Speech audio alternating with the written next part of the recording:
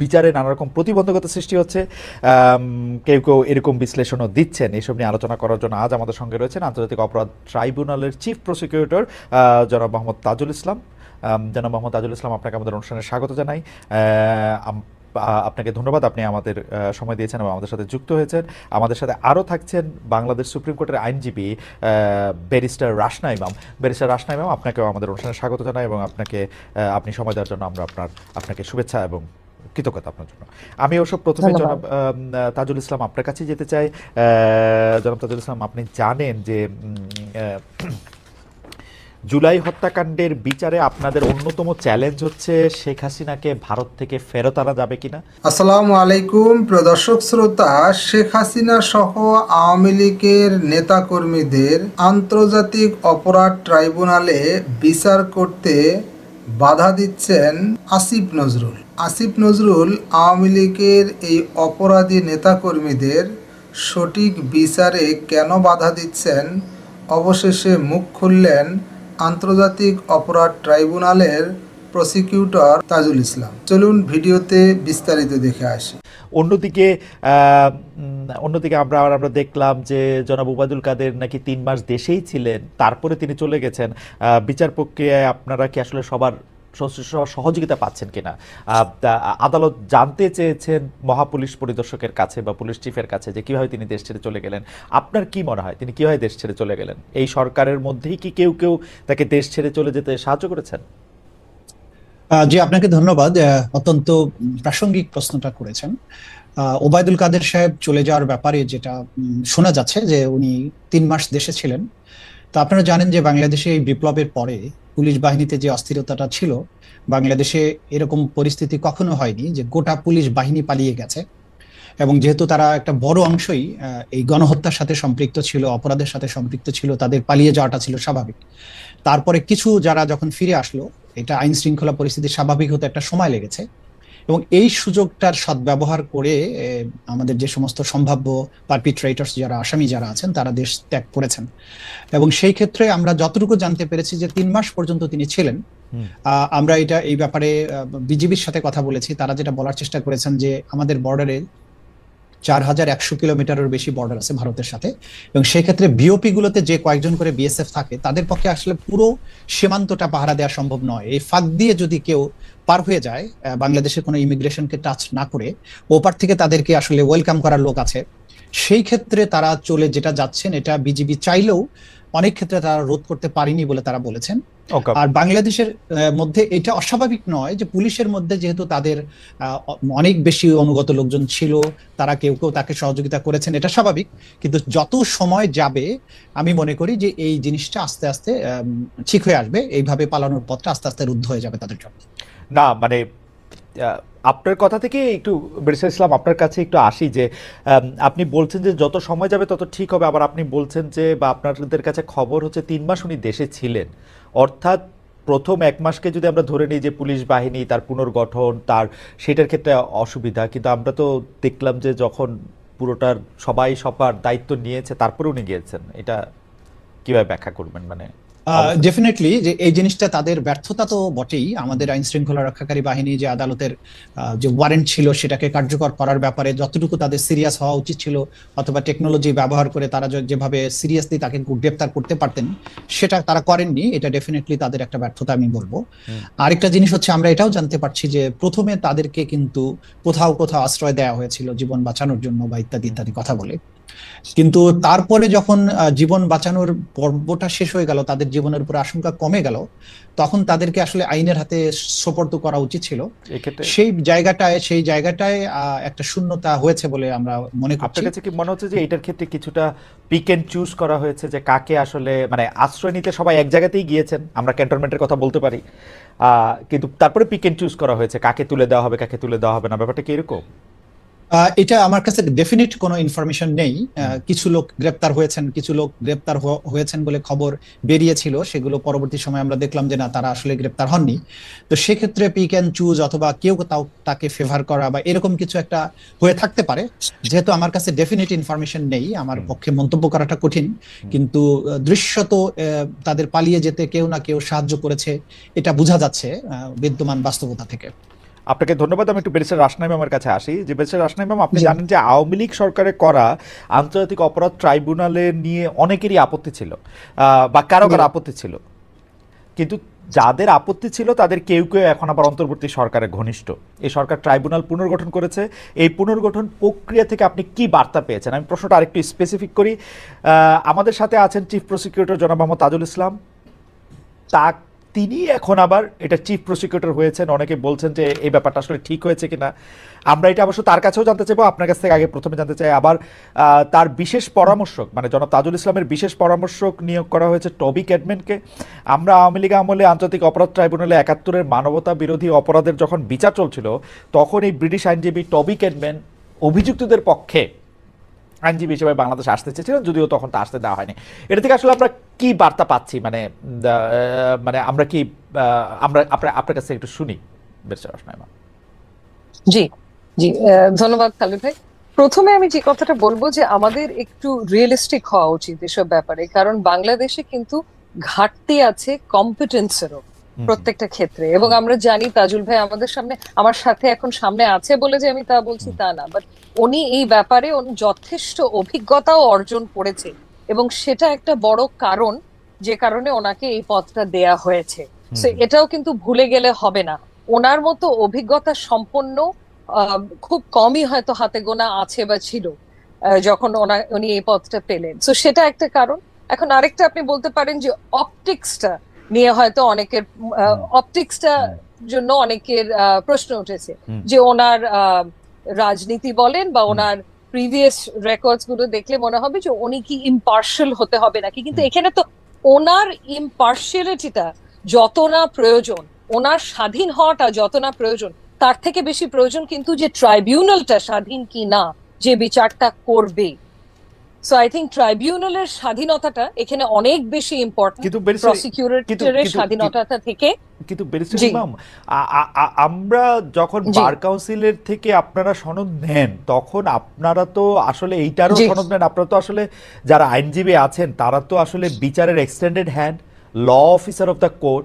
তো আপনারা যদি স্বাধীনভাবে কাজ না করতে পারেন, সেই বিচার তো আসলে খুব ভালো হওয়ার সম্ভাবনা মানে মানে কমে যায়। কারণ আসলে আদালতকে তো সাহায্য করেন আইনজীবীরা, এবং তারাও একটা কম্পিটেন্ট হ্যান্ড, মানে অবশ্যই মানে তাদের বাদ দেয়া আমি মানে আপনাদের কাছে একটা বলা তো আসলে একটু, কারণ আপনারা এটা খুব ভালো করে জানেন যে আপনাদের সনদটাই এইটা যে আপনারা আসলে আদালতকেই সাহায্য করবেন বিচারটা পাওয়ার জন্য। এখন যদি কোনো কারণে আপনাদের বা জনাব তাজুল ইসলামের গতবারের অবস্থান থেকে যদি এইটা মনে হইতে থাকে যে তিনি আসলে আদালতকে ঠিক সিনসিয়ারলি সাহায্য করবেন না বা পার্শিয়ালি সাহায্য করবেন, এটা যদি মনে হয়, তাহলে এটা একটা সমস্যাজনক কিনা?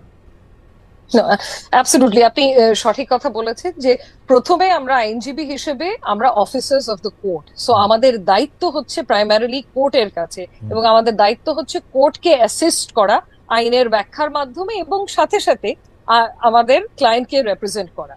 সো ওটা তো আছেই। এবং স্বাধীন একটা বিচার বিভাগ বা স্বাধীন যদি ট্রাইব্যুনাল আমরা চাই, অবশ্যই তার সাথে স্বাধীন ওয়ার্ডটা থেকে আমি যে ইউজ করবো তা না, বাট তার সাথে আমাদের যে ওথটা নেওয়া হয়েছে, আমরা অ্যাডভোকেট যখন হয়েছি, আমাদের যে কোড অফ কন্ডাক্ট আছে, সেটা যে মেনে কাজ করে, সেটা যে মেনে প্র্যাকটিস করে, এমনই কাউকে আমাদের চিফ প্রসিকিউটর হিসেবে দরকার। সে বিষয়ে দ্বিমত পোষণ করার কোনো স্কোপ নেই। হ্যাভিং সেড দ্যাট, আমি যেটা বলছি যে উনি যথেষ্ট competent for this position, number one. Number two, ওনার স্বাধীনতা নিয়ে প্রশ্ন তোলার মতো এখন পর্যন্ত, এটলিস্ট পদ পাওয়ার পর থেকে এখন পর্যন্ত আমার চোখে কিছু পড়েনি। আপাতত সামনে গিয়ে যদি পড়ে তাজুল ভাইয়ের, তাহলে তাজুল ভাইকে কাঠগড়ায় দাঁড় করাবো, সেটা অন্য জিনিস, কিন্তু আমার চোখে পড়েনি। বাট হ্যাঁ, অপটিক্সটা নিয়ে অনেকে প্রশ্ন করেছে যে, কিন্তু সেখানে আমি বলবো যে একটু রিয়েলিস্টিক হওয়া দরকার, কারণ এখানে কম্পিটেন্স। ব্যারিস্টার রাসনাই ম্যাম যেরকম অভিজ্ঞতার উপর জোর দিচ্ছেন, আমি আপনাকে ধন্যবাদ জানাই। আসলে জনাব তাজুল ইসলামের কম্পিটেন্স নিয়ে, অভিজ্ঞতা নিয়ে কেউ এই প্রশ্ন তুলতেই পারবে না। আবার পাশাপাশি অপটিক্সের কথা বলছেন, আমরা জনাব তাজুল ইসলামের কাছে যাই। জনাব তাজুল ইসলাম, মানে ব্যাপারটা একটু উইয়ার্ড কিনা, আমি প্রশ্নটা আর ইলাবোরেট করলাম না। মানে ধরেন আমরা আপনাকে যে আদালতে আসলে ডিফেন্স লয়ার দেখছি, সেইটাতে আপনি যখন এটার মধ্যে কেসটা কনস্ট্রাক্ট করতেছেন, বিপরীতে যেই থাক না কেন, এটা একটু উইয়ার্ড কিনা? মানে এটা আপনি কিভাবে হ্যান্ডেল করছেন? দেখুন, একেবারেই এই প্রশ্নটা যেখান থেকে আসছে বা যেভাবে তোলা হচ্ছে, এটা নিতান্ত অনাকাঙ্ক্ষিত। কারণ দেখুন, আমরা আইনজীবী হিসেবে আজকে প্রসিকিউশনে থাকবো, কালকে ডিফেন্সে থাকবো। আমরা প্রতিনিয়ত অনেক মামলা করি, কোনোটাতে হয়তো ডিফেন্ডেন্ট সাইডে, কোনোটা রেসপন্ডেন্ট সাইডে, কোনোটা পিটিশনার সাইডে। আইনজীবীর কাজই তাই। আমরা আমাদের ক্লায়েন্টের ইন্টারেস্টকে সার্ভ করব একটা জুডিশিয়াল প্রসেসের মধ্য দিয়ে, এবং সেক্ষেত্রে আমার ক্লায়েন্ট কোর্টে যাতে ন্যায় বিচার পান সেই যুক্তিগুলো কোর্টের কাছে তুলে ধরে কোর্টকে একটা সঠিক সিদ্ধান্তে পৌঁছার ব্যাপারে সাহায্য করাই হচ্ছে আইনজীবীর কাজ। একসময় আমি ডিফেন্সের পক্ষে কাজ করেছি, তাদের ইন্টারেস্ট আমি সার্ভ করার জন্য চেষ্টা করেছি, তারা যাতে সর্বোচ্চ ন্যায় বিচারটা পান সেই ব্যাপারে আমার সমস্ত মেধা আমি ব্যয় করেছি। এখন আমি প্রসিকিউশনের পক্ষে কাজ করছি। দেখেন, যারা কনফ্লিক্ট অফ ইন্টারেস্টের কথা বলে, সেই সময় আমি যাদের পক্ষে মামলা লড়েছি তারা কি এই মামলার বাদী অথবা তারা কি এই মামলার আসামি? তারা যদি এই মামলার আসামি হতেন তাহলে কনফ্লিক্ট অফ ইন্টারেস্ট হতো, যে এক সময় তুমি তাদের পক্ষে মামলা করেছো, এখন তাদের এগেইনস্টে করছো, সুতরাং এটা কনফ্লিক্ট অফ ইন্টারেস্ট। এখানে আইনজীবীকে কখনো নিরপেক্ষ হওয়ার কোনো ব্যাপার নেই। নিরপেক্ষ ইন দ্য সেন্স যে আপনি একদিন আপনি ডিফেন্সে কাজ করেছেন বলে আরেকদিন প্রসিকিউশনে যেতে পারবেন না, এই ধরনের নিরপেক্ষতার প্রয়োজন তো এখানে নাই। কিন্তু এখানে যেটা দরকার, যেটা রাসনা ইমাম খুব ক্লিয়ারলি বলেছেন, একটা হচ্ছে যে অভিজ্ঞতা এবং কম্পিটেন্স, যে এই মামলা পরিচালনার ব্যাপারে যে ধরনের অভিজ্ঞতা দরকার, যে ডিটারমিনেশন দরকার। বাংলাদেশে যে ম্যাসিভ স্কেলে যে ক্রাইমস এগেইনস্ট হিউম্যানিটি হয়েছে, আমাকে আয়নাঘরের গভীর অন্ধকার থেকে যে এভিডেন্স গুলো কালেক্ট করে আনতে হবে এবং সেটাকে প্রপারলি আদালতের সামনে ইন্টারন্যাশনাল স্ট্যান্ডার্ড, দেশীয় স্ট্যান্ডার্ড মেনটেন করে প্রেজেন্ট করার জন্য যে স্ট্রং ডিটারমিনেশন দরকার, যে অভিজ্ঞতা দরকার, যে এক্সপার্টিস দরকার, সেটা আমার আছে কিনা, সেটা আমি রাষ্ট্রের পক্ষকে সার্ভ করার জন্য আমি কম্পিটেন্ট কিনা। এবং এখানে আমি 100% আমি রাষ্ট্রের পক্ষে, আমার তো নিরপেক্ষতার প্রয়োজন নেই, আমি 100% রাষ্ট্রের পক্ষে। নিরপেক্ষ থাকবো যদি ন্যায় বিচার নিরপেক্ষ হতে হবে, এখানে জাজেসদের, এখানে আদালতকে নিরপেক্ষ হতে হবে। আমি একটা সাইড, ডিফেন্সের আরেকটা সাইড থাকবে, দুই পক্ষ তার ক্লায়েন্টের বেস্ট কেসকে এখানে প্রেজেন্ট করার চেষ্টা করবে। সেই ক্ষেত্রে কোনো আপোষ করার কোনো সুযোগ আছে কিনা আমি জানি না, কোনো আপোষ করার কোনো সুযোগ আছে বলে আমি মনে করি না। বেরসে ইসলাম, এইটা অবশ্য একটা খুবই ফাইন লাইন আইন কানুনের, যে আসলে লয়ার একটা পক্ষ কিনা, কারণ অথবা লয়ার আসলে এই পুরা বিচার ব্যবস্থারই অঙ্গ কিনা, সেটা নিয়ে আসলে বিস্তর একাডেমিক আলোচনাও চলতে পারে। আমরা একসময় নিশ্চয়ই সেটা করব। আপনি যেরকম ভাবে বলতেছেন যে আপনি একটা পক্ষ, সেটা কোর্টের মধ্যে অনেক কোর্ট আপনাকে পছন্দ নাও করতে পারেন, মানে এটা হচ্ছে যে আমার অভিজ্ঞতা আমি দেখছি আপনি যখন বলবেন যে আমি একটা পক্ষ নিয়েছি। হাওয়েভার, আমি যে প্রশ্নটা করতে চেয়েছিলাম, যেটা আপনার কথা থেকে যেটা উদ্ভূত হয়েছে, যে সেটা হচ্ছে যে ৭১-এ মানবতা বিরোধী অপরাধের যেসব বিচার চলছিল, এই 4 মাস কি সেগুলি ডিফ্রিজে, মানে এগুলির কি আর কোনো বিচার এখন আর চলছে না? ৭১-এর যে বিচারগুলো ছিল তার মধ্যে 30টা মামলা এখানে সর্বশেষ আমাদের জানা মতে পেন্ডিং আছে। সেই 30টা মামলা হচ্ছে এমন সব মানুষদের গ্রামে গঞ্জে তাদের জমি নিয়ে মারামারি হয়েছে, আরেক পক্ষ বলেছে যে ঠিক আছে তোকে আমি ৭১-এর মামলায় ঢুকিয়ে দিলাম। এইরকম ফিশি কিছু মামলা এখানে পেন্ডিং আছে। আমরা যেটা বলেছি যে এই মামলাগুলো যেহেতু আগে করা হয়েছে, অনেকগুলো তদন্ত রিপোর্ট হয়নি, অনেকগুলো তদন্তাধীন, কোনগুলো তদন্ত হয়েছে, বিচারের অপেক্ষায় আছে, এগুলো প্রত্যেকটা আমরা আলাদাভাবে পর্যালোচনা করে আমরা এগুলো দায়িত্ব ভাগ করে দিচ্ছি, যে যেগুলোতে সত্যিকার অর্থে কোনো মেরিট আছে সেগুলো বিচারের জন্য প্রসিড করবে, এবং যেগুলোতে কোনো মেরিট নেই আমরা আদালতের কাছে বলছি যে এগুলোকে আপনারা অ্যাজ পার ল যেভাবে ডিসপোজাল করে দেওয়া উচিত সেটা করেন। আমরা দেখেছি যে এখানে 90 বা 95 বছর বয়সের অনেক আসামি আছেন, যে পঙ্গু, যারা বিছানায় শুয়ে বাথরুম করতে হয়, সেই রকম ধরনের লোকদেরকে কোনো ধরনের জামিন না দিয়ে বছরের পর বছর এখানে আটকে রাখা হয়েছে। আমরা এটা বলেছি আদালতের কাছে যে এই জাতীয় বিষয় যেখানে আছে, আদালত অবশ্যই যেন তার ডিসক্রিশন ব্যবহার করে এই লোকদেরকে বের করে দেন। এবং আমাদের প্রায়োরিটি হচ্ছে যে এখন জুলাই আগস্টের সংগঠিত গণহত্যা এবং গত 16 বছরে মানবতা বিরোধী যে সমস্ত অপরাধ, গুম এবং খুনের মতো বিষয়গুলো হয়েছে, সেগুলোর বিচারের বিষয়গুলোকে করা। মানে ৭১-এর মানবতা বিরোধী অপরাধ নিয়ে এই মামলাগুলি আর চলবে না, মানে আপনার কথা শুনেই বোঝা গেল যে আপনি যা বলবেন সেটাই তো মোটামুটি আদালত সিদ্ধান্ত দিবেন, তাই তো? চলবে না, না আদালত তো আদালত স্বাধীনভাবে দেবেন, আমরা চলবে না বলছি না। এই মামলাগুলো যেগুলো আছে এগুলো দেখলেই বোঝা যায় যে এই মামলাগুলো হচ্ছে যে একেবারেই সাজানো মামলা, যেগুলো খুব বেশি এগুলোকে প্রায়োরিটি দেওয়ার মতো নয়। এটা কোর্ট বলার পরে বললে ভালো হইতো মনে হয়। না না, এগুলো হচ্ছে প্রসিকিউশনের পক্ষ থেকে তো আমাদের একটা বক্তব্য আছে। আমরা যখন প্রসিকিউশন ইনভেস্টিগেশন এজেন্সিকে সুপারভাইজ করে, আমাদের ইনভেস্টিগেটররা যে ধরনের রিপোর্ট দিচ্ছেন এগুলো আমরা দেখছি, দেখার পরে আমরা কিন্তু কোনো ডিসিশন দেইনি। আমরা নীতিগতভাবে যেটা বলেছি যে পর্যালোচনা করে আদালতের কাছে আমরা প্রমাণনয়ে প্লেস করছি। দেখেন, আমরা প্রতিদিনই কিন্তু এখনকার নতুন মামলার পাশাপাশি পুরাতন মামলাগুলো তালিকায় আসছে, আদালত কিন্তু দেখে দেখে এগুলোর উপরে অর্ডার দিচ্ছেন। সেগুলো ব্যাপারে যথার্থ যে যা প্রক্রিয়াটা গ্রহণ করা উচিত সেগুলো এখানে গ্রহণ করা হবে। আপনাকে অনেক ধন্যবাদ। আমি একটু ব্যারিস্টার আসনাই আমার কাছে আবার একটা নতুন প্রসঙ্গ নিয়ে আসি, যেটা নিয়ে আমরা আসলে জনাব তাজুল ইসলামকে একটু শুনবো। সেটা হচ্ছে যে বিচার বিভাগের স্বাধীনতা বা বিচার বিভাগ কতটা ভালোভাবে কাজ করতে পারতেছে সেইটার একটা বড় অংশ নির্ভর করে হচ্ছে জুডিশিয়ারিতে আমরা কাকে নিয়োগ দিচ্ছি বা দিচ্ছি না সেটার উপর। এবং পঞ্চদশ সংশোধনী বাতিল করার সময়, পঞ্চদশ সংশোধনীটা আসার সময় একটা কথা বারবার, মানে বিচারকদের পালনীয় আচরণবিধি, কারা বিচারকের মধ্যে নিয়োগ হবে, কে বিচারকদের সরাতে পারবে, সেগুলো নিয়ে নানা ধরনের কথা হয়েছিল। আমরা এখন এই সরকারের আমলে যেসব নিয়োগ দেখছি, বিশেষ করে মানে জুডিশিয়ারিতে নিয়োগগুলা, ট্রায়াল হাইকোর্টে ডিভিশনে তো বটে, ট্রায়াল কোর্টেও আসলে গুরুত্বপূর্ণ জায়গাগুলিতে কে আসছেন কে আসছেন না সেগুলি বিবেচনা করে কি মনে হচ্ছে এই সরকার কি একটা স্বাধীন বিচার বিভাগ চান, নাকি এরকম একটা বিচার বিভাগ চান যে বিচার বিভাগ দিয়ে আসলে তাদের মতো করে সিদ্ধান্ত দেয়া যাবে? ব্যারিস্টার রাশনি ম্যাম, আপনার কাছে একটু শুনতে চাই। জি জি, খালেদ ভাই একটু ভেঙে গেছিল। আপনি জিজ্ঞেস করছেন যে আমরা শেষের লাইনটা যে আমরা কি স্বাধীন বিচার বিভাগ চাই নাকি নাকি মানে মানে এরকম একটা বিচার বিভাগ চাই যে বিচার বিভাগটা আমার পছন্দ মতো রায় দেবে, অর্থাৎ ডক্টর ইউনূস যেটা চাইবেন এটা একটু মনে মনে বুঝে নিয়ে বিচারকরা একটা রায় দিবেন, এরকম একটা বিচার বিভাগ চাই কিনা, বা তাজুল ভাই যেটা চাবেন যে সেটা রায় দিবেন কিনা? জি জি, একেবারেই না। আমরা এমন একটা বিচার বিভাগ চাই যেটা পুরোপুরি স্বাধীন। আমরা তো ভুক্তভোগী, গত 15 বছর ধরে আমরা ভুক্তভোগী। যে বিচার বিভাগ যদি স্বাধীন না হয় তাহলে কি হতে পারে, এটার ভুক্তভোগী আমরা সবাই। এবং এটা আমরা চাক্ষুষ দেখেছি যে যদি সরকারের পছন্দ মতো রায় না হয়, যেরকম 16th অ্যামেন্ডমেন্টের রায়, যেটা 16th অ্যামেন্ডমেন্টে যখন হাইকোর্টের রায় হলো যে বিচারপতি প্রিসাইডিং জাজ ছিল ওনাকে অ্যাপেলেট ডিভিশনে কখনো এলিভেট করা হয়নি, উনি হাইকোর্টেই রিটায়ার করেছেন। তারপরে আপিল বিভাগে জাস্টিস সুরেন্দ্র কুমার সিনহা যখন 16th অ্যামেন্ডমেন্টের রায়টা দিল, ওনাকে কিভাবে ফোর্স মানে জোর পূর্বক ওনার পদত্যাগটা করা হলো এবং তারপরে দেশ ছাড়তে বাধ্য হলো, এগুলো তো আমরা সব দেখেছি। এবং এটা আমার মতে একটা স্বাধীন বিচার বিভাগ। জি বেরসের ইমাম, আপনি এখন পর্যন্ত যে নিয়োগগুলি, জি বেরসের ইমাম, এই এখন পর্যন্ত যে নিয়োগগুলো হয়েছে, রাইট, সেটা দেখে আপনার কাছে কি মনে হচ্ছে যে এই সরকার কি? জি, আমার যেটা ব্যক্তিগত মনে হয় সেটা হচ্ছে গিয়ে নিয়োগের ব্যাপারে বিধিমালা প্রণয়ন করার পরেই হয়তো নিয়োগ হলে বেটার হতো। কারণ এখনো কিন্তু আমাদের সিস্টেমটাতে স্বচ্ছতা নেই যে কি ভিত্তিতে বা কি জিনিস বিবেচনায় নিয়ে নিয়োগগুলো হয়েছে, এ ব্যাপারে কিন্তু এখনো কনফিউশন আছে, এখনো ক্লিয়ার না আমাদের কাছে। হয়তো পরিস্থিতিটা এমন ছিল, আমি যে খুব সমালোচনা করছি এটা তা না, কারণ পরিস্থিতিটা এমনই ছিল যে আমাদের এই যে চলে গেছে, আমাদের কোর্টের প্রাঙ্গণ ঘেরাও করেছে, তখন বাধ্য হয়েছে ছুটিতে পাঠাতে 12 জন বিচারপতি। 12 জন বিচারপতি, তার মধ্যে অনেকেই সিনিয়র ছিল। সো বিচার বিভাগ বা ওই উচ্চ আদালত তো খালি হয়ে যেতে পারে না। সো তখন তড়িঘড়ি করে তো আমাদের অ্যাপয়েন্টমেন্ট দিতে হবে, নতুন বিচারপতি বসাতে হবে সেই কোর্টগুলোতে, কারণ মামলা তো কমছে না, মামলা তো বেড়েই যাচ্ছে।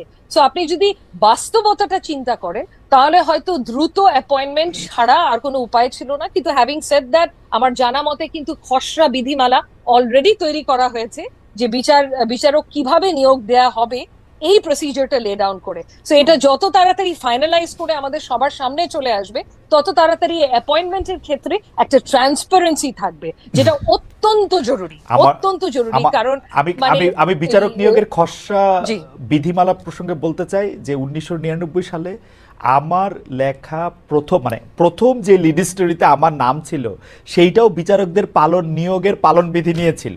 মানে ওই বিধি খসড়া হয়ে আসতেছে গত 26 বছর ধরে, আরো 26 বছর ধরেও এটা নিশ্চয়ই হতে পারবে যদি না সরকারের এটা সদিচ্ছা না থাকে। তাহলে আপনি বলতেছেন যে কিছু তাড়াহুড়ায় কিছু নিয়োগ হয়তো তড়িঘড়ি করে টাইমের প্রয়োজনে দিতে হয়েছে।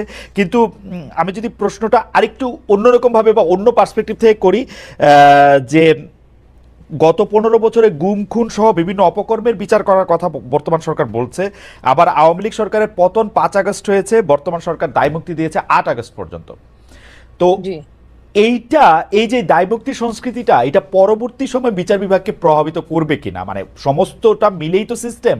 আপনার কাছেও একটু শুনতে চাই, আপনার মন্তব্যের পরে আমি একটু জনাব তাজুল ইসলামের কাছে একই ব্যাপারটা একটু শুনতে চাইবো। ব্যারিস্টার রাশনাই ম্যাম।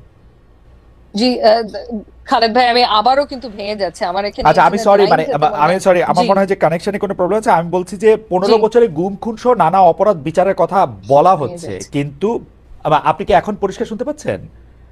আমি 15 বছর শব্দটা শুধু শুনতে পাচ্ছি। মানে গুম খুন সহ বিভিন্ন অপরাধের বা অপকর্মের বিচার করার কথা বলছে বর্তমান সরকার। জি, কিন্তু 5 আগস্ট শেখ হাসিনা চলে যাওয়ার পর দায় মুক্তি দেওয়া হয়েছে 8 আগস্ট পর্যন্ত। তার মধ্যে অনেক হত্যাকাণ্ড বা মানে মানে বড় অপরাধও রয়েছে। এই দায় মুক্তিটা ভালো হয়েছে, মানে ঠিক হয়েছে, মানে আপনি কি মনে করেন যে এটা পরবর্তী বিচার ব্যবস্থাকে আসলে প্রভাবিত করবে কিনা? দায় মুক্তি দেয়া হয়েছে 5 থেকে 8 পর্যন্ত, এটা আপনি বলছেন? 15 জুলাই থেকে 8 আগস্ট পর্যন্ত, মানে শেখ হাসিনা চলে যাওয়ার পরেরও আরো 3 দিনের দায় মুক্তি।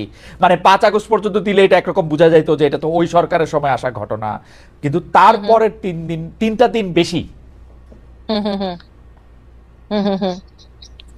তারপরে আমি হ্যাঁ, 8 আগস্ট পর্যন্ত দায় মুক্তি দেওয়াটা আপনার ঠিক মনে হয়েছে কিনা? কারণ এই সরকার চলে গেছে 5 আগস্ট, তারপরে আরো 3 দিন দায় মুক্তি বেশি দেওয়া হয়েছে, এটা আপনার কাছে সঠিক মনে হয় কিনা অবস্থানটা, বা এই দায় মুক্তিটা পরবর্তীতে বিচার ব্যবস্থায় কোনো প্রভাব বিস্তার করবে কিনা? সরকার চলে গেছে 5 আগস্ট, তারপরে আরো বাড়তি 3 দিন, এখন আমি শুনতে পারলাম, দুঃখিত, সরি, না কোনো অসুবিধা নেই। আরো 3 দিন বাড়তি যে দায় মুক্তি দিয়েছে, এখানে সরকার চলে গেলেও খালেদ ভাই, সরকার চলে যাওয়ার এই অর্থ তো না যে সরকারের সকল লোকজন নিয়ে সরকার চলে গেছে। তার তো লাখ লাখ কর্মী, অনেক নেতারাও দেশে ছিল তখন, তো তাদের অপকর্ম কুকর্ম বলেন, অপরাধ সংগঠন করারও যথেষ্ট সুযোগ ছিল তারপরের কিছুদিনও চাইলে।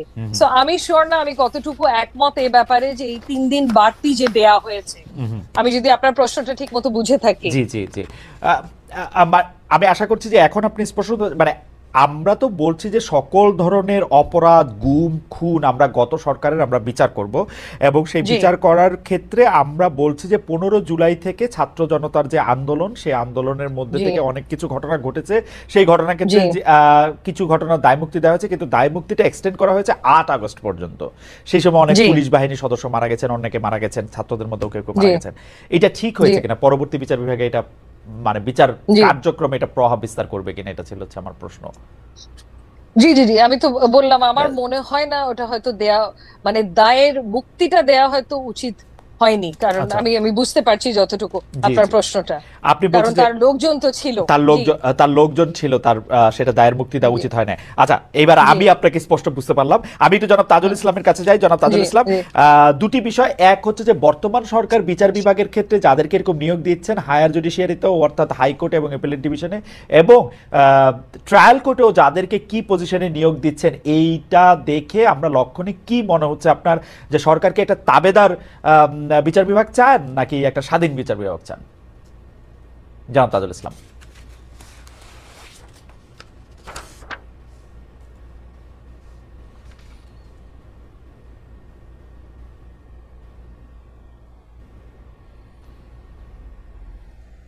অভিজ্ঞতার অভাব আছে, সেই অনভিজ্ঞতার কারণে কিছু কিছু ক্ষেত্রে তারা ভুল করছেন, কিন্তু মোটা দাগে সরকারের উপদেষ্টাদের সাথে কাজ করে বা আমি রাষ্ট্রের যে দায়িত্বে আছি সবকিছু মিলে আমার কাছে মনে হয়েছে এই রাষ্ট্রের যারা দায়িত্ব পালন করছেন প্রত্যেকেই ডিটারমিন্ড যে তারা অবশ্যই একটা ন্যায়পরায়ণ বিচার ব্যবস্থা প্রতিষ্ঠার ব্যাপারে দৃঢ় প্রতিজ্ঞ, এবং কোনো ধরনের ইশারা ইঙ্গিতের বিচার যেটা আগে হয়েছে যে আমি দাঁড়িয়ে যাব আপনি বসিয়ে দেবেন লোকে দেখবে আমাদের মধ্যে খাতির নাই, এই ধরনের বিচার প্রতিষ্ঠার ব্যাপারে আমি অন্তত দেখেছি যে সরকারের মধ্যে যারা কাজ করছেন, বিচার ব্যবস্থার সাথে যারা সম্পৃক্ত আছেন, আইন মন্ত্রণালয়ের সাথে যারা সম্পৃক্ত আছেন, কারো মধ্যে এই ধরনের জিনিস আমি দেখতে পাইনি, বরং তাদের মধ্যে একটা আমরা দৃঢ় মনোভাবই দেখেছি যে বাংলাদেশ যে বাংলাদেশ গিয়েছে এত রক্তের বিনিময়ে, এই বদলে যাওয়া বাংলাদেশটা যাতে সাস্টেইন করে এবং অতীতের এই কালো অধ্যায়গুলো কখন আর ফিরে না আসে সেই ব্যাপারে তারা ডিটারমাইন্ড, এই ব্যাপারে কোনো সন্দেহ নেই। আমরা এই বশংবদ বিচার ব্যবস্থা দেখতে চাই না, কিন্তু যেটা রাস্তা ইতিমধ্যেই বলেছেন যে আমাদের একটা তাৎক্ষণিকভাবে এই বিষয়টা অ্যাড্রেস করার প্রশ্ন ছিল, বিচারকরা পদত্যাগ করেছেন, তাদেরকে সরিয়ে দেওয়ার দরকার ছিল, যে আগের সরকারের আমলে যারা এই সমস্ত গুম খুনকে বৈধতা দিয়েছেন, ছাত্র জনতার উপরে গুলি চালাতে সেগুলোকে বৈধতা দিয়েছেন, সীমান্তের 10 কিলোমিটারকে ফাঁকা করে দেওয়ার মতো একটা ন্যাক্কারজনক রায় দিয়েছেন, এমন বিচারকরা ছিল তখন এই রাষ্ট্রকে নিরাপদ করার প্রয়োজনেই বিচার ব্যবস্থাকে ক্লিনজিং এর একটা প্রশ্ন ছিল, তাদেরকে সরাতে হয়েছে এবং সেটা এখনো শেষ হয়নি বলে আমি মনে করি। কিন্তু এই সময়ে সুপ্রিম কোর্টকে চালু রাখতে হলে আমাদেরকে দ্রুততম সময়ের মধ্যে বিচারক নিয়োগ দেওয়া দরকার ছিল, সেই নিয়োগ তারা দিয়েছেন কিছুটা, এবং সেই নিয়োগ দেওয়ার ক্ষেত্রে কোনো কোনো ক্ষেত্রে হয়তোবা দু একটা ভুল ভ্রান্তি হয়ে থাকতে পারে, দু একটা নিয়োগের ব্যাপারে প্রশ্ন থাকতে পারে যে এটা না দিলে ভালো হতো, কিন্তু এইটা কিওর করার সুযোগ সামনে আছে। এবং এটার প্রধান কারণ হচ্ছে এই সরকারে যারা আছেন তাদের হঠাৎ করে এই এতগুলো নিয়োগ এটা কখনো একবারে দেওয়ার প্রয়োজন হয়নি, এমন পরিস্থিতি বাংলাদেশে কখনো আসেনি আ- আ- যে পরিস্থিতিতে প্র- তাড়াহুড়া করে যেটা করতে হয়েছে। এখানে ভুল ভ্রান্তি হতে পারে, But- কিন্তু আমি তাদের ইন্টেনশনের মধ্যে কোনো আমি- রকমের ঘাটতি দেখছি না। প্রত্যেকে ডিটারমাইন্ড বাংলাদেশে একটা নিরপেক্ষ বিচার ব্যবস্থা প্রতিষ্ঠার ব্যাপারে। জনাব তাজুল ইসলাম, প্রফেসর আসিফ নজরুল বিচার বিভাগকে কতটা প্রভাবিত করছেন? মানে তিনি কি সবকিছু ঠিক করেন? মানে কে মামলা কোন মামলা করা হবে, কোন কাকে জামিন দেওয়া হবে, কে বিচারকের নিয়োগ করা হবে, যেটা আসলে তার ঠিক করার কথা না। বিচার বিভাগ স্বাধীন হিসেবে মাজহার হোসেন রায়ের পরে সেটা আসলে চিফ জাস্টিস মানে চিফ জাস্টিসের সিদ্ধান্তে আসলে হওয়ার কথা। কিন্তু এই ক্ষেত্রেও কি জনাব অ্যাডভোকেট আনিসুল হকের মতো জনাব আসিফ নজরুলই কি সবকিছু ঠিক করছেন? Absolutely not. আসিফ নজরুল সাহেবকে আমি কাছ থেকে দেখছি, তিনি আমি যে বিভাগে কাজ করি তারই দায়িত্বপ্রাপ্ত মন্ত্রী। আমার কোনো একটা সামান্যতম কাজেও তিনি কখনো ইন্টারফেয়ার করেন এবং বলেছেন যে আপনি যখন যেখানে যেটা করা আইনসঙ্গত মনে করবেন, ভালো করবেন, সেটা আপনি করবেন। আমার জানা মতে আমাদের মাননীয় প্রধান বিচারপতির সাথে কথা বলার জন্য ওনাকে বারবার অ্যাপয়েন্টমেন্ট সিক করে কথা বলতে হয়েছে। ওনাকে ডিকটেট করার প্রশ্নই ওঠে না, এবং বর্তমান যিনি প্রধান বিচারপতি আছেন তাকে ডিকটেট করার কোনো মানুষ বাংলাদেশে নাই। এবং আসিফ নজরুল সাহেবের ব্যাপারে যত কথাই বাইরে বলা হোক, আমি তাকে পেয়েছি একজন নিবেদিত প্রাণ, একটা দেশপ্রেমিক মানুষ হিসেবে। তিনি আপ্রাণ চেষ্টা করে যাচ্ছেন বিচার বিভাগে প্রভাব বিস্তার তো দূরে থাক, বিচার বিভাগের কোনো জায়গায় কোনো রকম প্রশ্ন তৈরি হোক, এটা যাতে না হয় সেটা আমাকে দিনে রাতে উনি বলেছেন যে তাজুল আপনারা চেষ্টা করেন যে সমস্ত কিছু যেন বিতর্কের ঊর্ধ্বে থাকে। তো যে লোকটার সাথে আমি কাজ করছি, আমি প্রতিদিন দেখছি তাকে যে তিনি প্রভাব বিস্তারের কোনো কাজ তো দূরে থাকতে, যিনি আমাকে স্বাধীনভাবে নিরপেক্ষভাবে যাতে কোনো প্রশ্ন না ওঠে সেটা এনশিওর করার ব্যাপারে যে লোকটা এত বেশি সিনসিয়ার, তাকে যদি হঠাৎ বলা হয় যে তিনি সব বিষয়ে ডিসিশন দিচ্ছেন, সবকিছু ঠিক করে দিচ্ছেন, এটা ডাহা মিথ্যা কথা। আমি মনে করি যে এটা সঠিক নয়। দুটি বিষয়ে আপনার থেকে আরো একটু জানার ছিল যে একটা কথা প্রায় বলা হচ্ছে যে প্রফেসর আসিফ নজরুল যেহেতু আইন উপদেষ্টা, তার কারণে আমি কিন্তু মাননীয় প্রধান বিচারপতি সৈয়দ রেফাত আহমেদকে ব্যক্তিগতভাবে চিনি বলে আমি আপনার বক্তব্যের সাথে সম্পূর্ণ একমত যে সৈয়দ রেফাত আহমেদ যতদিন চেয়ারে বসে আছেন বা বেঁচে আছেন, অন্য কারো তাকে প্রভাবিত করা এটা একটা কঠিন কাজ, বা মানে আমি শুনি নাই যে এটা সম্ভব হবে কিনা। যাই হোক, কিন্তু দুটি বিষয়, যে বিডিআর মানে পিলখানা হত্যা তদন্ত যে কমিশন করার কথা ছিল সেই কমিশন বাতিল করা, তারপরে হচ্ছে যে আরো বেশ কিছু নিয়োগ এবং অন্যান্য ক্ষেত্রে যে মাননীয় আইন উপদেষ্টার প্রভাব বিস্তার করার কথা আসছে, সেটি আপনি বলছেন যে সেটি আসলে একেবারেই সত্যি না। আমরা এই প্রসঙ্গে আমি একটু বিডিআর বা পিলখানা হত্যা নিয়ে আপনার বক্তব্যটা আরেকটু বেশি করে শুনতে চাইবো, যে এটাকে আসলে কমিশন করা দরকার ছিল, থাকলে এটা কিসের জন্য কমিশন, এটা আমরা এবার একটু শুনবো। আমরা আসছি আপনার কাছে, আমরা একটু ব্যারিস্টার রাসনাই ম্যামের কাছে যাই। আর তার আগে দর্শকদের কাছে আমরা জানতে চেয়েছিলাম যে 3 মাস আত্মগোপনে থাকার পর দেশ ত্যাগ করেছেন জনাব ওবায়দুল কাদের, তাকে ধরতে না পারা আইন শৃঙ্খলা রক্ষাকারী বাহিনীর ব্যর্থতা বলে মনে করেন কিনা। শতকরা 93% দর্শক মনে করেন যে এটা আইন শৃঙ্খলা রক্ষাকারী বাহিনীর ব্যর্থতা, শতকরা 7% মনে করেন যে না, এটা ব্যর্থতা না। অনেক দর্শক, 1,54,000 দর্শক ভোট দিয়েছেন আমাদের এখনকার পর্যন্ত সর্বোচ্চ ভোটাভুটি, এবং সর্বোচ্চ ভোটাভুটির মধ্যে 93% দর্শক মনে করছেন যে এইটাতে আসলে আইন শৃঙ্খলা রক্ষাকারী বাহিনীর ব্যর্থতা। ব্যারিস্টার রাসনাই ইমাম, আমি একটু তত্ত্বাবধায়ক সরকার ব্যবস্থা বিলুপ্তির বিধান বাতিল করে যে হাইকোর্টের রায় এবং যেটা গণভোটে ফেরা, সেটা সম্পর্কে একটু আপনার মতো, আমি আশা করছি যে আপনি আজকে মানে এখন শুনতে পাচ্ছেন, আজকে অনেক আচ্ছা, সেটা হচ্ছে যে এই নির্দলীয় তত্ত্বাবধায়ক সরকার ব্যবস্থা বিলুপ্ত করা সংক্রান্ত পঞ্চদশ সংশোধনী, আপনি জানেন যে সংশোধনের 2টি ধারা সংবিধানের সাথে সাংঘর্ষিক বলে হাইকোর্ট বাতিল করেছে। একই সঙ্গে সংবিধান সংশোধনের ক্ষেত্রে গণভোটের বিধান পুনর্বহাল এবং আইনের আরও 4টি ধারা বাতিল করেছে আদালত। আমার প্রশ্নটি একটু এরকম যে এরকমটা তো আমরাও চেয়েছিলাম, ডক্টর ইউনূস সাহেবও চেয়েছিলেন, সম্ভবত তার ক্যাবিনেটও চেয়েছিলেন, কোর্টও চাচ্ছেন। এই যে আমাদের চাওয়া, বিশেষ করে আমাদের চাওয়া না, যিনি চেয়ারে বসে থাকেন তার চাওয়াটার সঙ্গে যে আদালতের চাওয়াটা মিলে যায়, এটা কি কাকতালীয় নাকি মানে এটা কিরকম, নাকি এটা যৌক্তিক? কারণ এই কোর্টেই তো আমরা একই কোর্টে তো আমরা এটা বাতিল হতে দেখছি। এটা আবার একই কোর্ট, একই হাইকোর্ট ডিভিশনের না, মানে যে বেঞ্চের সামনে এসেছে বেঞ্চ একই না। এবং 5th অগস্টের আগে আমাদের বিচার বিভাগের যে অবস্থা ছিল, এখন কিন্তু বিচার বিভাগের সেই অবস্থা না। তো আমি এখানে আপনার প্রশ্নটার উত্তরটা দেই আগে। প্রথমত হচ্ছে যে এই পঞ্চদশ সংশোধনী কি করলো, এটা তত্ত্বাবধায়ক সরকার বাতিল করলো। তত্ত্বাবধায়ক সরকার ব্যবস্থাটা সংবিধানটা প্রথম আমাদের সংবিধানে আসলো কিভাবে? এটা আসলো ত্রয়োদশ সংশোধনীর মাধ্যমে, 13th অ্যামেন্ডমেন্টের মাধ্যমে। এবং আপনার মনে আছে এই ত্রয়োদশ সংশোধনীর মাধ্যমে যখন তত্ত্বাবধায়ক সরকার আনা হলো, এই ব্যাপারে কিন্তু ব্রড পলিটিক্যাল কনসেনসাস ছিল। পুরো দেশের সবাই, প্রত্যেকটা রাজনৈতিক দল থেকে শুরু করে সবাই এটা চাচ্ছিল। এরকম ব্রড পলিটিক্যাল কনসেনসাসের মাধ্যমে আনা একটা জিনিস যখন বাতিল করা হলো, কিভাবে হলো? বাতিল করা হলো আওয়ামী লীগ সরকারের আমলে। প্রথমে বাতিল করলো আপিল বিভাগের রায়ের মাধ্যমে, জাস্টিস খায়রুল হক ওনার রায়ের মাধ্যমে বাতিল করে দিল তড়িঘড়ি করে, এবং পূর্ণাঙ্গ রায় বের হওয়ার আগেই পঞ্চদশ সংশোধনীর মাধ্যমে আবারও বাতিল করা হলো সেকেন্ড বারের মতো। এবং এইটাও মানে খুব তড়িঘড়ি করে দেয়া একটা সংশোধনী। এবং এই পঞ্চদশ সংশোধনী আমার মতে মানে আমাদের সংবিধানের 142 অনুচ্ছেদে তো ক্ষমতাটা দেয়া আছে সংবিধানকে সংশোধন করার। এই ক্ষমতাটার one of the worst examples, এই ক্ষমতার অপব্যবহারের হচ্ছে পঞ্চদশ সংশোধনী। সো পঞ্চদশ সংশোধনীটা বাতিল করা একেবারে যৌক্তিক, এটা অনেক আগে করা উচিত ছিল। এটা তো পাশই করার কথা না, কারণ এটা আমাদের সংবিধানের পুরো চরিত্রটাকেই তো পাল্টে ফেলে। কারণ তত্ত্বাবধায়ক সরকার তো শুধু একজনের চাওয়া না, এটা সবার চাওয়া ছিল।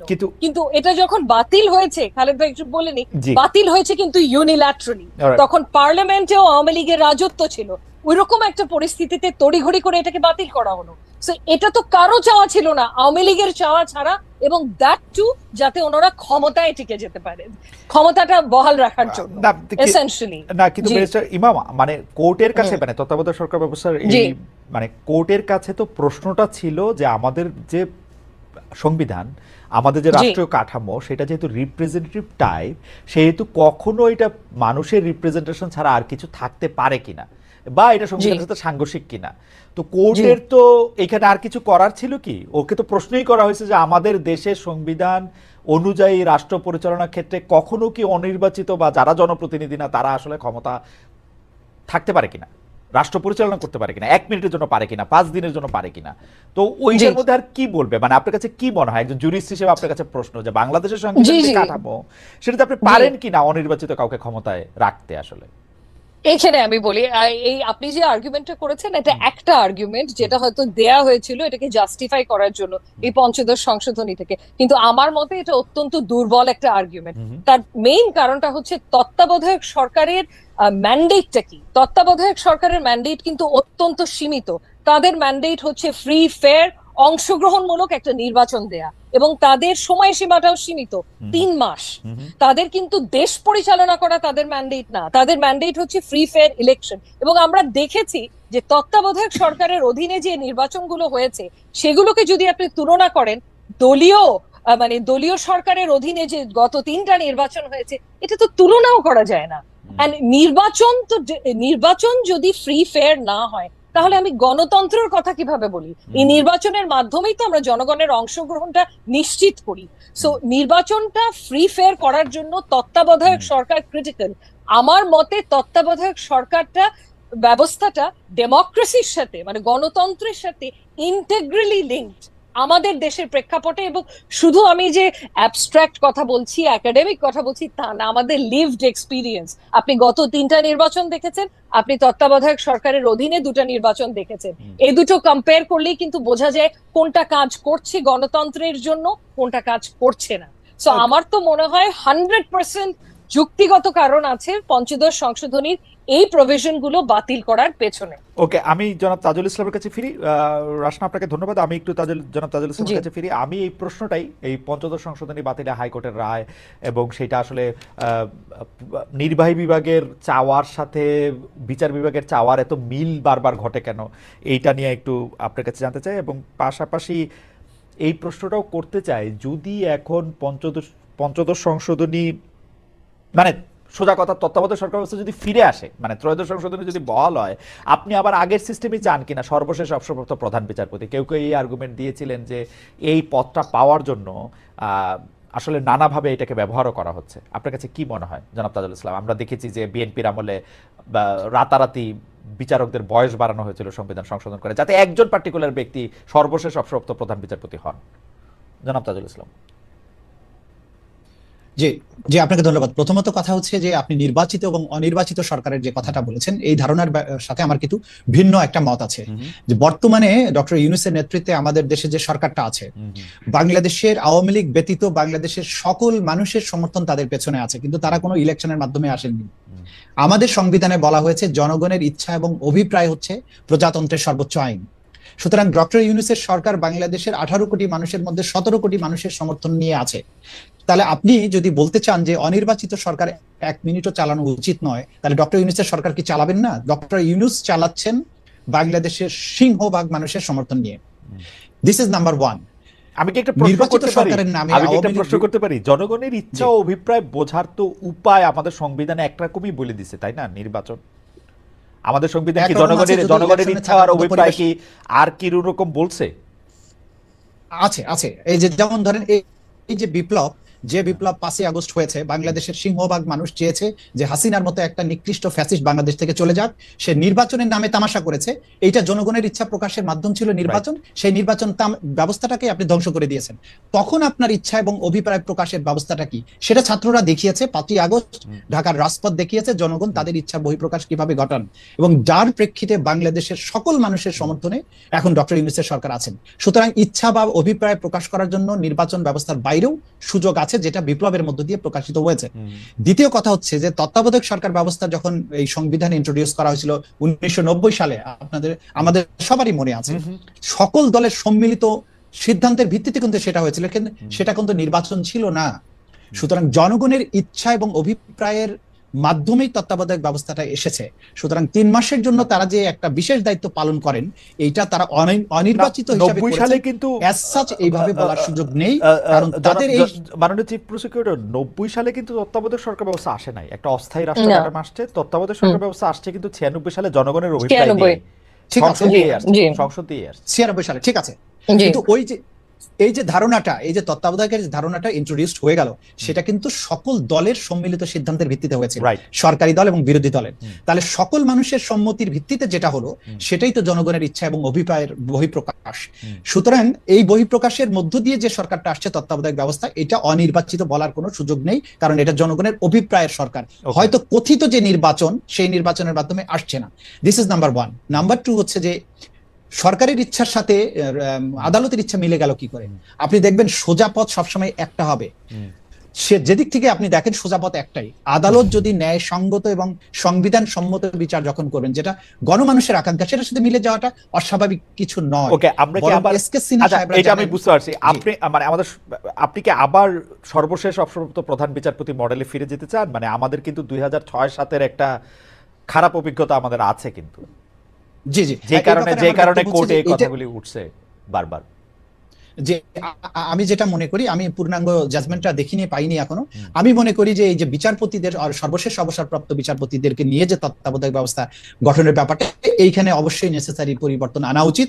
কারণ তা না হলে এই পদটাকে টার্গেট করে যে সমস্ত অপকর্মগুলো হয়, সেখানে বিচারপতিদের বয়স নিয়ে কথাবার্তা, বা কাকে প্রধান বিচারপতি করা হবে, কাকে সুপারসিড করা হবে, কে আমার অনুগত হবে, এই যে অশুভ এবং অস্বাস্থ্যকর একটা প্রতিযোগিতা শুরু হয়ে যায়, এই ব্যাপারটা অ্যাড্রেস করা উচিত। এটা সম্মিলিত সিদ্ধান্তের ভিত্তিতে যে সংবিধান সংস্কারের জন্য যারা কমিশন করেছেন, আমার মনে হয় তারা যদি একটা যুক্তিসঙ্গত একটা বিষয় এখানে ইন্ট্রোডিউস করেন, সেটাই জাতির আকাঙ্ক্ষার সাথে সঙ্গতিপূর্ণ হবে। ব্যবস্থাটা থাকা উচিত, তবে ওই সর্বশেষ প্রধান বিচারপতি বা এই যে ব্যাপারটা, এই ব্যাপারটা মানে আমি মনে করি এটা অবশ্যই পুনর্বিবেচনার দাবি। মানে 3 জোটের রূপরেখা তো একটা আমাদের সবার ইচ্ছার অভিপ্রায়। আমরাও সে সময় মাঠে ছিলাম তাজুল ভাই, আমাদের ইচ্ছারও আসলে অভিপ্রায়ই ঘটছে, এতে কোনো মানে ইচ্ছারও প্রকাশ করছে, অভিপ্রায়েরই প্রকাশ করছে। কিন্তু আমরা তো সর্বশেষ প্রধান বিচারপতিকেই ভাবছিলাম যে তাকে নিয়ে কোনোদিন কোনো কিছু করা হবে না, বিতর্ক হবে না। আমরা যদি এখন বিআরটিসির চেয়ারম্যানকে সর্বশেষ মানে তত্ত্বাবধায়ক সরকারের প্রধান করি, তো বা আর কাউকে কি করা সম্ভব, মানে যেখানে সর্বশেষ প্রধান বিচারপতিটা ফেল করেছে ফর্মুলা, সেটাও নিশ্চয়ই আমাদের ভাবতে হবে। কিন্তু আমরা যে প্রশ্নটা আগে করেছিলাম, সেইটারও যদি আপনি একটু বলেন যে বিডিআর হত্যাকাণ্ড নিয়ে যে কমিশন, তাজুল ভাই, বিডিআর হত্যাকাণ্ড নিয়ে যে কমিশন, সেই কমিশন গঠন মাঝখানে আমি শুনতে পাচ্ছি না এই মুহূর্তে। আচ্ছা, এখন কি শুনতে পাচ্ছেন তাজুল ভাই? আপনি কি আজকে আমার জানা নাই যে টেকনিক্যালি, তাজুল ভাই আপনি কি আমাকে শুনতে পাচ্ছেন এখন? না, উনি বোধহয় আমাকে ঠিক করে শুনতে পাচ্ছেন না। অনেকে শুনতে পাচ্ছে না, আমি আসবো আবার আপনার কাছে একই প্রশ্নে যে এখন এই বিডিআর হত্যাকাণ্ড নিয়ে যে কমিশন গঠন করা হলো না ব্যারিস্টার আসলাম ম্যাম, এটা নিয়ে আপনি কোনো কিছু বলবেন যে এটাকে আসলে কমিশন করা উচিত ছিল, এই বিচারটা বা এখানে যে ঘটনাগুলি সেটা আসলে তদন্ত করা উচিত ছিল কিনা, সরকার কি এটা চাপা দিতে চেষ্টা করছে কিনা, বা কেউ কেউ বলছে যে আর্মি চাচ্ছে না যে এটার মধ্যে একটা কমিশন হোক, আপনার টেকটা একটু আমরা জি শুনতে চাই। জি জি, আমি পত্রপত্রিকায় যতটুকু দেখলাম যে বিচারাধীন আছে এই বিষয়টা, এবং সে কারণেই কমিশন গঠন করা থেকে আপাতত বিরত থেকেছে, if I am not mistaken. আমি এতটুকু দেখেছি, যদি বিচারাধীন থাকে তাহলে তো এই ব্যাপারে আপাতত কমিশন গঠন করা থেকে বিরত থাকাই ভালো। কিন্তু বিচারাধীন যদি না থেকে থাকে, আমি এই তথ্যটা এখনো নিজে ভেরিফাই করিনি, সেক্ষেত্রে কমিশন গঠন করা অত্যন্ত গুরুত্বপূর্ণ, অত্যন্ত গুরুত্বপূর্ণ। না কারণ না এটা না, তো একটা বিচারাধীন তো জি আছেই, মানে এটা একটা জি এটা একটা অনেকগুলি লেয়ারের বিচার এখানে হচ্ছে, সেইখানের হুম মধ্যে হুম কিছু বিচার হুম হয়েছে, সেটার মধ্যে যে অ্যাপিলের হুম মানে হুম বিচারের বিরুদ্ধে আপিল পেন্ডিং আছে অনেকগুলির বিচার হুম হচ্ছে, মানে কোনো না কোনো ফরম্যাটে হুম অসংখ্য অসংখ্য বা বলা ঠিক হবে না, মানে আমার কাছে সংখ্যাটা নাই, হুম অনেকগুলি মামলা হুম আসলে বিচারাধীনের মধ্যে আছে।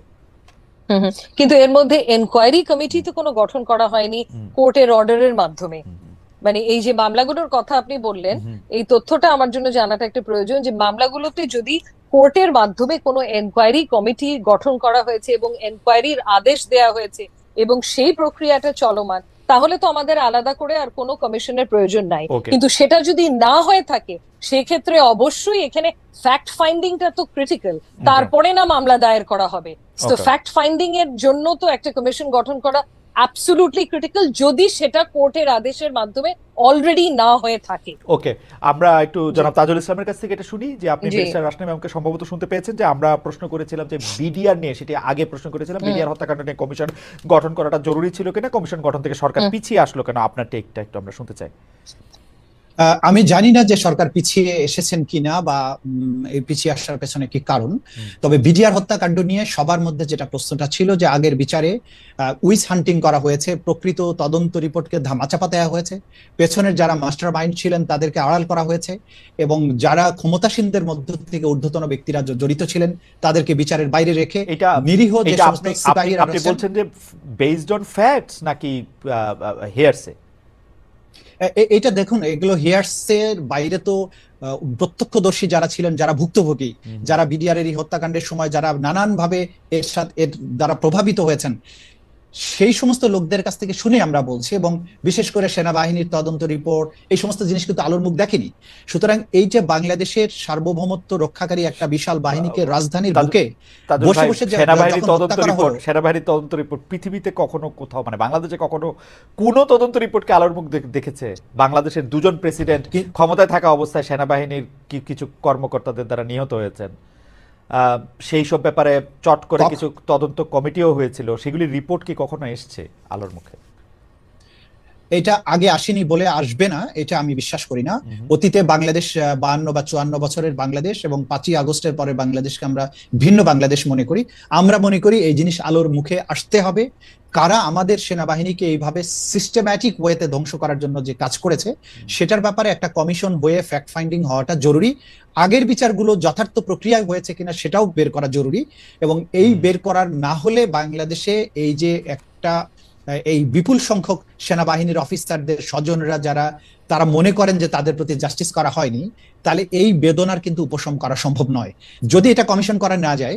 সেই ক্ষেত্রে এই বিচারটা যেমন আজকে তার আন্তর্জাতিক অপরাধ ট্রাইব্যুনালের কাছে অভিযোগ নিয়ে এসেছেন যে এটাকে ক্রাইমস এগেইনস্ট হিউম্যানিটি হিসেবে ট্রিট করা যায় কিনা, একটা সেনাবাহিনীকে সিস্টেম্যাটিক ওয়েতে ধ্বংস করার জন্য এটা করা হয়েছে। তা আমরা যদি সেটা বিচারের জন্য আমরা বিশ্লেষণ করে দেখবো যে এখানে করা যায় কিনা।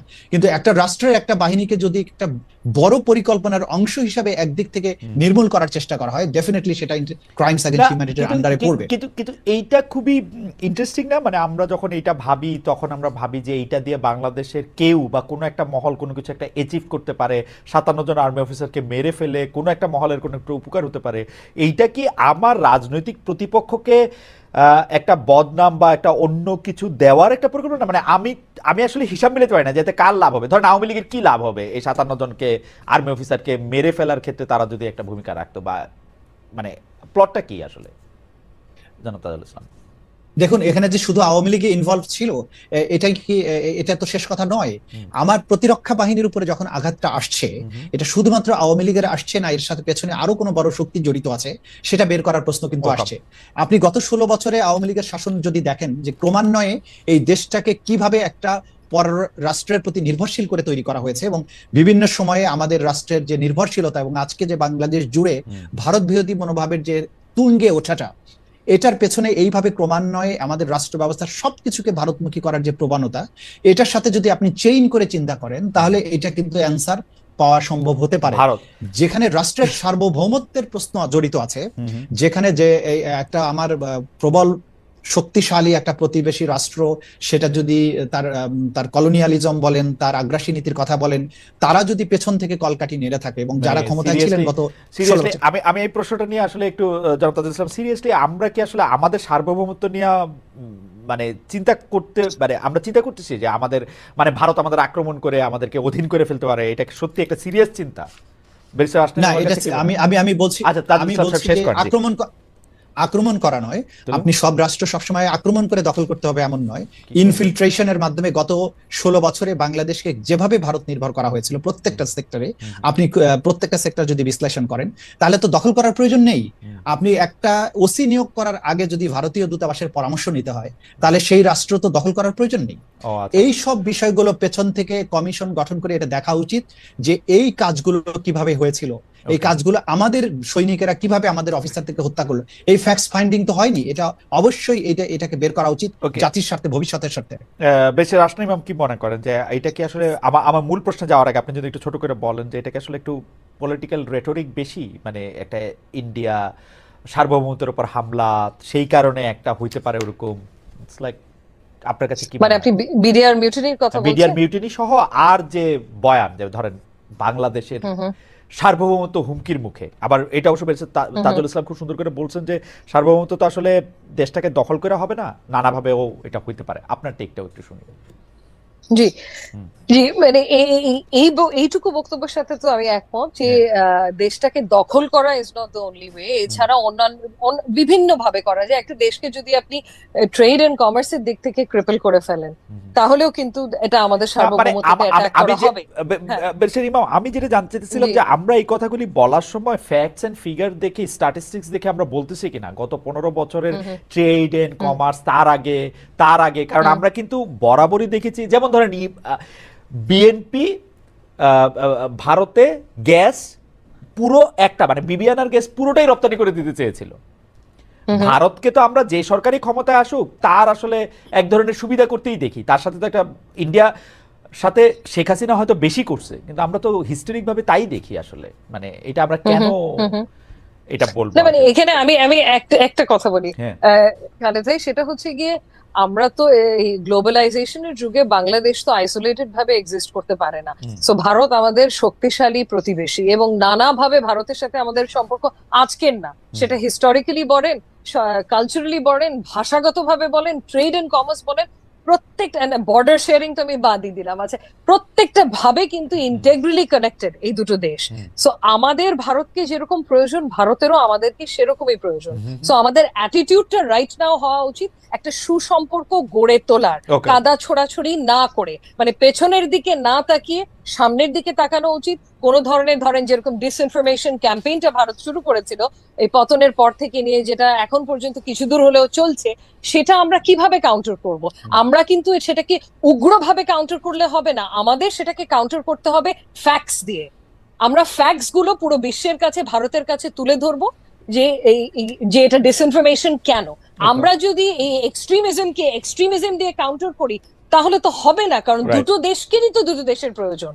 এবং কিছু দূর হলেও ভারত থেকে যখন ফরেন সেক্রেটারি আসলেন, ওনার বক্তব্যের সাথে মানে উনি বক্তব্য দিলেন যে ওনাদের সাথে মিডিয়া থেকে যে ডিসইনফরমেশন ক্যাম্পেইন, সরকারের সাথে ভারতের সেই ক্যাম্পেইনের কোনো সম্পৃক্ততা নেই। আচ্ছা, হয়তো আমরা এটা বিশ্বাস করি না এবং না করাটাই স্বাভাবিক, কারণ বেশিরভাগ এই ক্যাম্পেইন হয়েছে গদি মিডিয়াগুলো থেকে।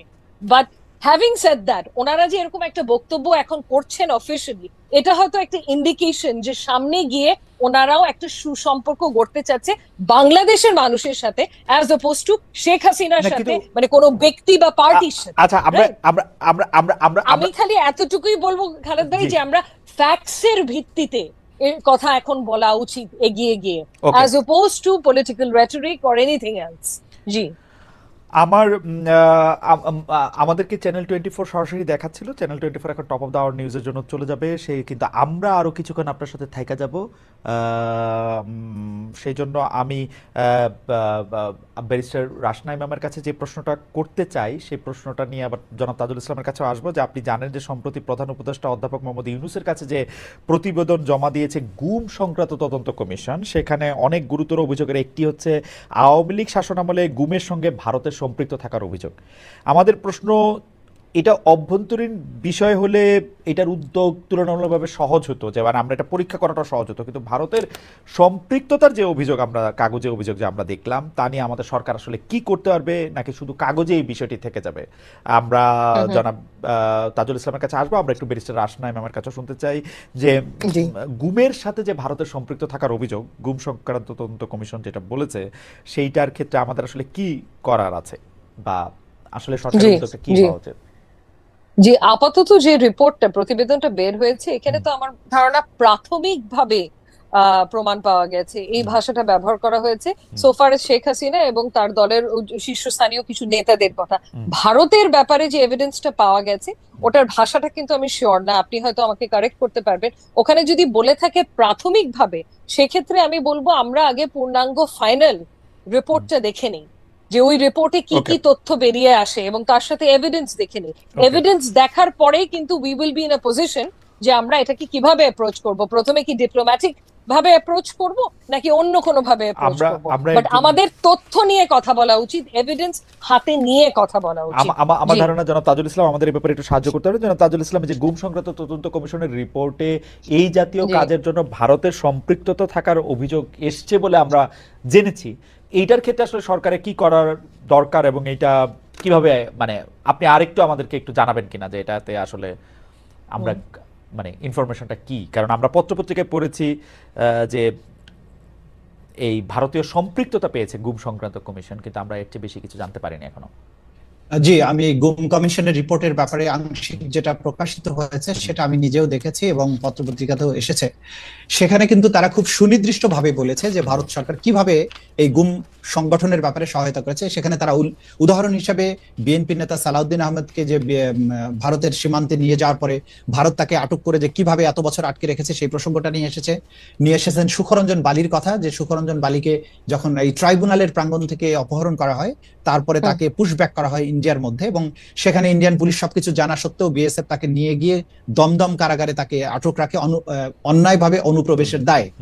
এইরকম আরো অনেকগুলো গুম ভিকটিমের সাক্ষাৎকার তারা নিয়েছেন, যাদেরকে বিভিন্ন সময় ভারতে নিয়ে যাওয়া হয়েছে, সেখানে আটকে রাখা হয়েছে, পরবর্তী সময়ে তারা মুক্তি পেয়ে হয়তো এসেছেন নানানভাবে। এখানে একটা জিনিস গুম কমিশনের রিপোর্টে তারা খুব ক্লিয়ার বলেছেন, যেটা আরো ডিটেলটা যখন প্রকাশিত হবে তখন জানা যাবে, যে এই গুমের কার্যক্রমকে ফ্যাসিলিটেট করার ব্যাপারে আন্তঃসীমান্ত যোগাযোগের একটা ব্যাপার আমরা এখানে লক্ষ্য করেছি, এবং বিশেষ করে এই বিষয়গুলোকে হাইলাইট করে কিন্তু এই কমিশন এবং তাদের যেটুকু প্রকাশযোগ্য রিপোর্ট, সেখানে তারা বলেছেন যে এটার সাথে ভারতের সম্পৃক্ততা পাওয়া গেছে। এখন রাষ্ট্র হিসাবে আমাকে এই জিনিসটাকে ডিল করতে হবে।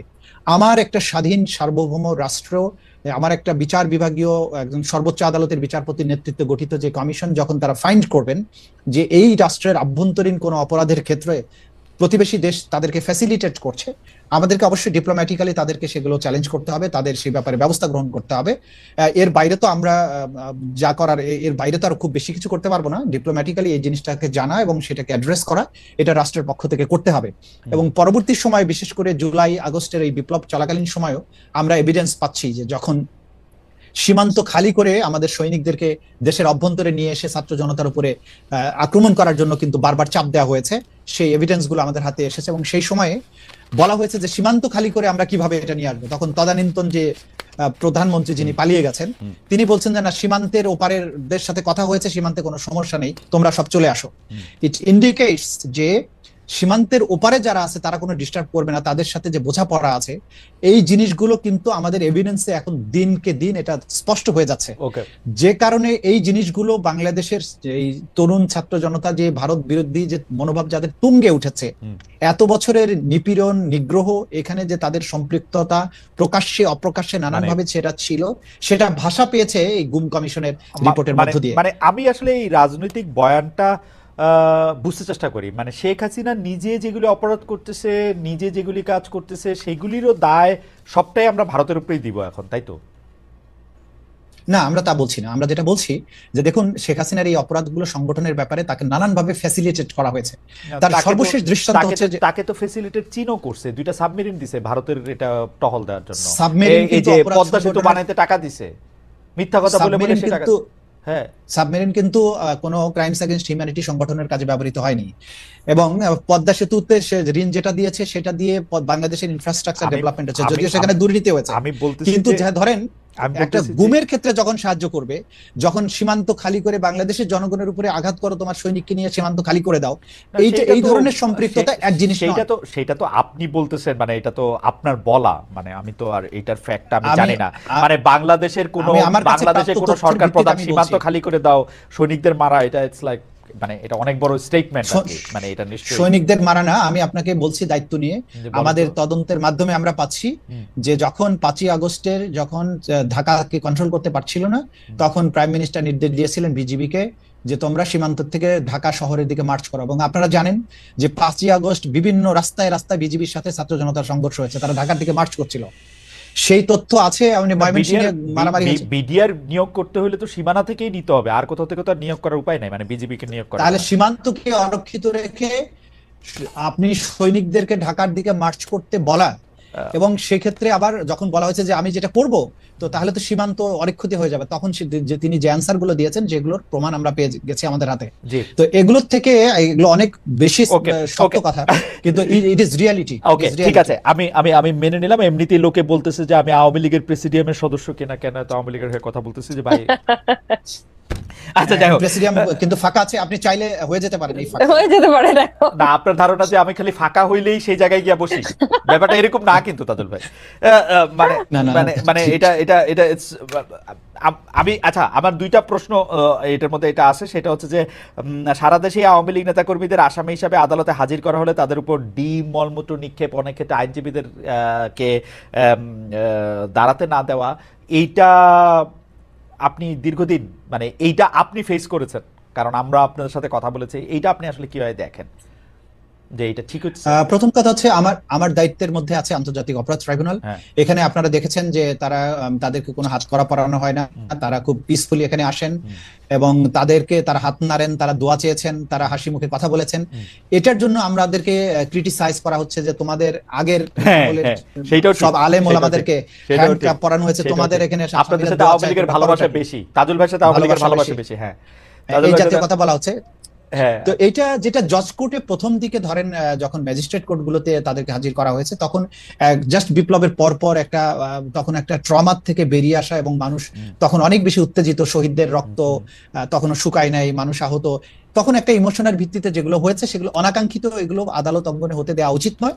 তবে এটা কিন্তু এখন বন্ধ হয়ে গেছে, এবং আমরা কেউই চাইবো না যে এই ধরনের পরিবেশ অন্তত আদালতে হোক।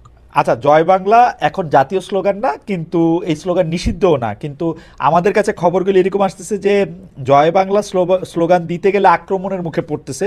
জয় বাংলা স্লোগান দেওয়ায় বা লেখার কারণে চাঁপাইনবাবগঞ্জে ছাত্রলীগের 2জন কর্মীকে হত্যা করা হয়েছে। মানে সিরিয়াসলি এরকম ঘটনা ঘটতেছে আসলে তাজুল ভাই?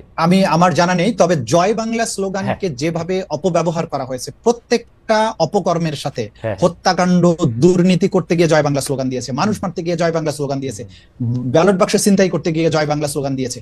এইভাবে যখন একটা অপরাধের স্লোগান হয়েছে, যখনই সে ধরা পড়তে গেছে তখন সে জয় বাংলা বলে ফেলেছে। কারণ হচ্ছে যে কারণ এই জয় বাংলা বলতে গেলে তো আর আওয়ামী লীগের সার্টিফিকেট লাগে না, এটা তো আমিও বলতে পারি, আপনিও বলতে পারেন, তাই না?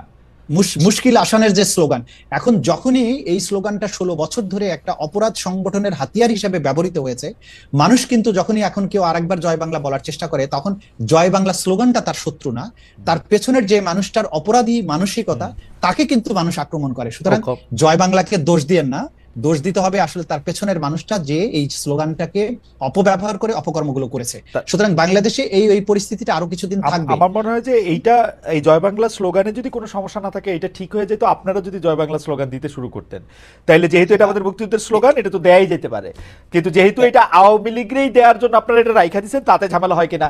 যাই হোক, তাজুল ভাই আপনাকে ধন্যবাদ। আমাদের সময় নাই, আমরা একটু ব্যারিস্টার আসনান ইমামকে এই দুইটা প্রসঙ্গে খালি আমি একটু শুনতে চাই, যে এক হচ্ছে যে বিপরীত পক্ষের আইনজীবীদের দাঁড়াতে না দেওয়া, আর দুই হচ্ছে যে আসলে যারাই আওয়ামী লীগ, যারাই ছাত্রলীগ, তাদেরকে এখন খুঁজে খুঁজে মেরে ফেলা বা জয় বাংলা হলে মেরে ফেলা, কেস দেওয়া, বা এটা আপনি আসলে কিভাবে দেখেন, মানে পত্রপত্রিকা যে রিপোর্টটা আসে?